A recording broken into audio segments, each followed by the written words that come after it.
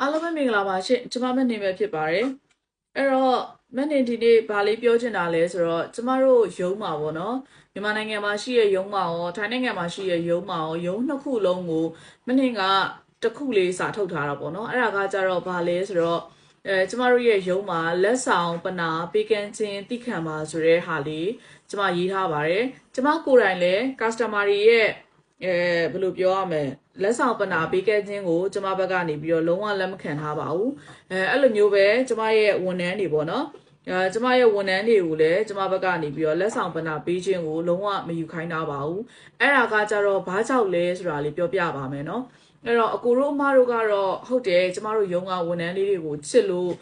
ပေးခဲ့တယ်ပေါ့နော်ပေးခဲ့တဲ့ချိန်မှာကျမကိုယ်တိုင်ကိုကြလည်းဝန်ထမ်းဖြစ်ခဲ့ဘူးပါတယ်အဲ့တော့အလုပ်တွေမှာဝန်ထမ်းလုပ်ခဲ့ရတဲ့သူတယောက်ဖြစ်တာဖြစ်တဲ့တော့ဝန်ထမ်းတွေရဲ့စိတ်တွေကို100%မဟုတ်ဘူးဆိုတော့မှ80%လောက်ကျမနားလဲပါတယ်ရှင့်အဲ့တော့ဟုတ်ပါတယ်အတင်းပေးသွားတယ်ချစ်လို့ခင်လို့မင်လို့အတင်းပေးသွားတယ်သို့တော့အဲ့ဒီအချိန်မှာဘာတွေဖြစ်လာလဲဆိုတော့ဘသူပဲဖြစ်ဖြစ်ရတာနဲ့မရတာနဲ့ဆိုရတာလေးကိုသဘောကျကြတာပေါ့နော်အဲ့ဒီအချိန်မှာမပေးနိုင်တဲ့သူရှိရဲ့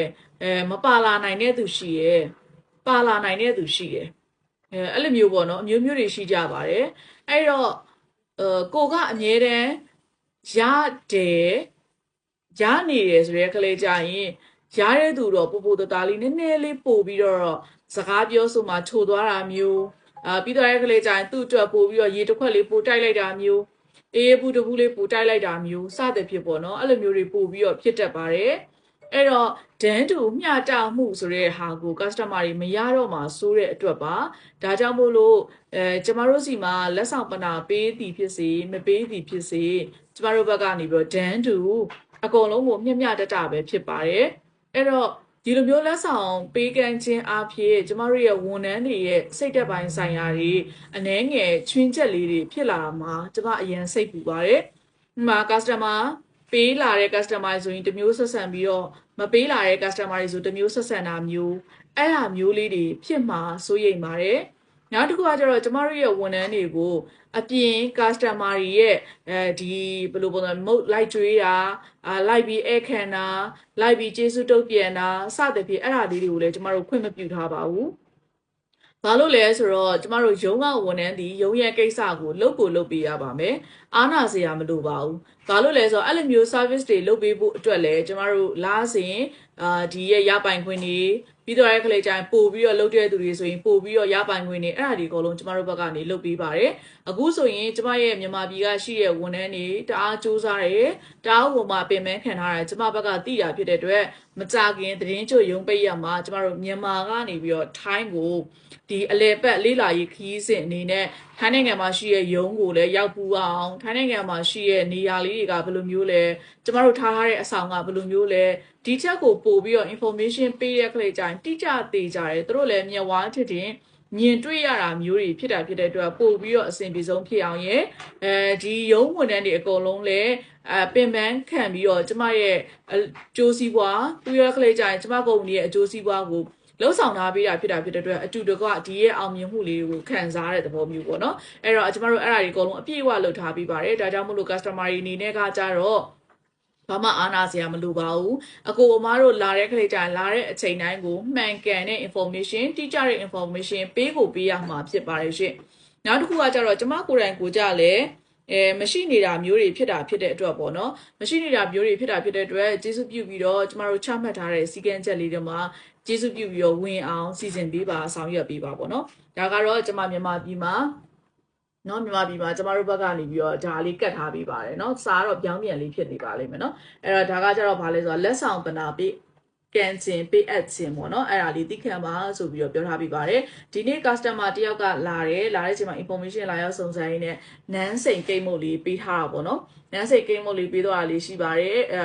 ဒီဝန်ထမ်းတွေဘက်ကနေပြီးတော့မယူဘူးလို့တော့ပြောလိုက်တယ်ပေါ့နော်သို့တော့ customer ကတအားကိုချစ်ခင်တဲ့စိတ်ကြောင့်ပေးသွားတာလို့ကျမတို့သိရပါတယ်အဲ့လိုမျိုးဒီနောက်ပိုင်းတွေမှာနည်းနည်းလေးစက်တိုက်ဆိုသလိုပေါ့နော်နည်းနည်းလေးဖြစ်နေတာလေးတွေ့ရပါတယ်ဒါကြောင့်မို့လို့ ကျေးဇူးပြုပြီးတော့ကျမချမှတ်ထားတဲ့စီကံလေးကိုလိုက်နာပြီးပါလို့ပြောချင်ပါတယ်ရှင်အခုလိုမျိုးချစ်ခင်ပြီးတဲ့အတွက်လည်းတကယ်ကျေးဇူးအများကြီးတင်ပါတယ်သို့တော့အဲ့လိုမျိုးလုပ်ခြင်းအဖြစ်တကယ်ပေးကမ်းနိုင်တဲ့သူနဲ့မပေးကမ်းနိုင်တဲ့သူဆိုရင်လက်ဆောင်မပါတဲ့သူတွေအနေနဲ့ဒီနောက်ပိုင်းကလေးကြရင်ပေါ့နော်အဲ့ဒါလေးတွေနည်းနည်းလေးရှိနိုင်ပါတယ်နောက်တစ်ခုအစင်မပြေမှုလေးနည်းနည်းလေးရှိနိုင်ပါပဲနောက်တစ်ခုကျတော့ဝန်ထမ်းတွေရဲ့စိတ်သက်ပိုင်းဆိုင်ရာချွင်းချက်လေးတွေအားနည်းချက်လေးတွေအဲ့ဒါလေးတွေအများကြီးဖြစ်နိုင်ပါတယ်ဒါကြောင့်မို့လို့ကျေးဇူးပြုပြီးတော့ကျမတို့ကိုလက်ဆောင်ပနာပေးကမ်းခြင်းပေးအပ်ခြင်းကိုမပြုလုပ်ပါနဲ့လို့ကျမဘက်ကနေဒီနေရာကနေမှားခြင်းပါတယ်အကိုတို့အမတို့ကြိုက်တဲ့အချိန်ရုံးဖွင့်တဲ့အချိန်မှာကြိုက်တဲ့အချိန်ကြိုက်တဲ့ပုံစံကြိုက်တဲ့နေရာမျိုးနော်လှုပ်လို့ရပါတယ်ဒီထက်ပိုကောင်းတယ်အခုဆိုရင်ကျမရုံငန်းလေးကကျင်းနေတယ်အဲ့တော့ရုံငန်းကျင်းတာဖြစ်တဲ့အတွက်ကျမရုံငန်းလေးကိုထက်ချဲ့ဖို့အတွက်စီစဉ်ထားပါတယ်ဆောင်ရွက်ထားပါတယ်အဲ့တော့ customer တွေလာလိုက်ပြီဆိုတဲ့ကလေးတိုင်းနည်းနည်းလေးများတယ်